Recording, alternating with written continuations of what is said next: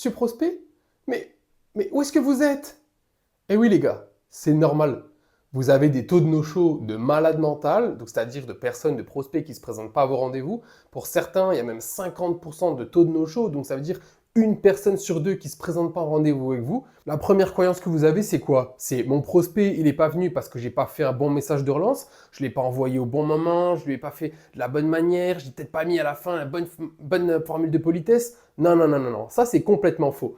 La raison numéro 1, la vraie raison numéro 1 pour laquelle votre prospect ne s'est pas présenté en rendez-vous, c'est parce que vous n'avez pas rendu ça assez urgent pour lui. Voilà, le prospect, il va prendre un rendez-vous avec vous souvent parce que vous avez réussi à lui faire une bonne accroche, un bon pitch de prospection.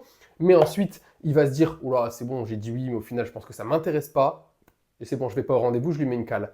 Ouais. Sauf que quand vous réussissez à rendre réellement votre rendez-vous urgent pour votre prospect, pour que quand il aille se coucher, il ne pense plus qu'à ça, parce qu'il se dise réellement, c'est la solution à mon problème, il faut absolument que je prenne ce rendez-vous avec lui, ça va me changer ma life, votre prospect il se présente au rendez-vous. La deuxième croyance que vous avez, c'est qu'ils ont oublié. Ouais, mon prospect, il a dû oublier. Il a dû oublier. Oui, ça arrive qu'ils oublient. Je dis pas, ça peut arriver qu'ils oublient. Mais alors attention, prenez pas les gens pour des abrutis. Les prospects, ils ont comme vous un calendrier électronique dans lequel ils marquent leur rendez-vous. Souvent, vous allez leur envoyer une confirmation par mail, par calendrier, quoi que ce soit. Ils vont recevoir un message de relance, etc. Donc, ils n'ont pas oublié. Ça, c'est faux. Ils n'ont pas oublié. Par contre, ce qu'ils ont, c'est des doutes. Voilà.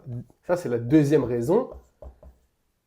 Ils ont de réels doutes et ils n'ont pas osé vous les formuler avant. Ils n'ont pas osé vous poser les bonnes questions. Et du coup, maintenant, ils se disent quoi? Ils se disent, est-ce que ça vaut vraiment le coup que je me présente à ce rendez-vous?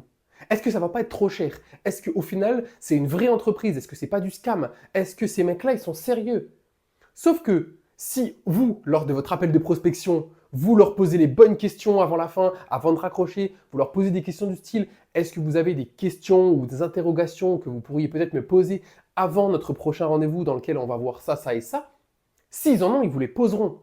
Et n'hésitez pas à leur dire, vous avez mon numéro WhatsApp, n'hésitez pas à m'envoyer une question ou même à m'appeler avant le rendez-vous si vous avez la moindre interrogation ou quoi que ce soit, j'y répondrai avec plaisir. Et à ce moment-là, le prospect, qu'est-ce qu'il a? Il a sa confiance qui va augmenter, il a sa garde qui va se baisser, parce qu'il va se dire, ok, si j'ai des doutes, je peux lui demander, il me répondra, et à ce moment-là, il sera présent au rendez-vous, et s'il n'est pas présent, c'est parce qu'il vous aura sûrement demandé des questions avant, et au final, il se rendra compte que ça ne va pas. Peut-être que vous allez recevoir un message le jour d'avant et il va vous poser une question du style c'est quoi vos tarifs?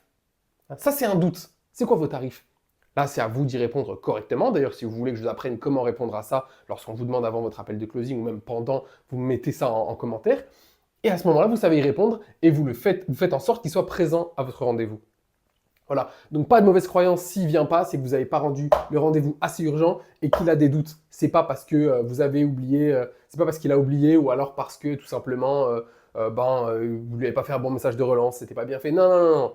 Si vous faites de la prospection ou que vous avez une entreprise, vous devez très certainement bien faire les choses, mais vous vous concentrez pas sur les bonnes choses par contre. Voilà. Si vous avez aimé cette vidéo, mes requins, vous n'hésitez pas à mettre un like, vous partagez à vos amis qui sont entrepreneurs et surtout vous vous abonnez à ce compte si vous voulez pas louper les prochaines vidéos.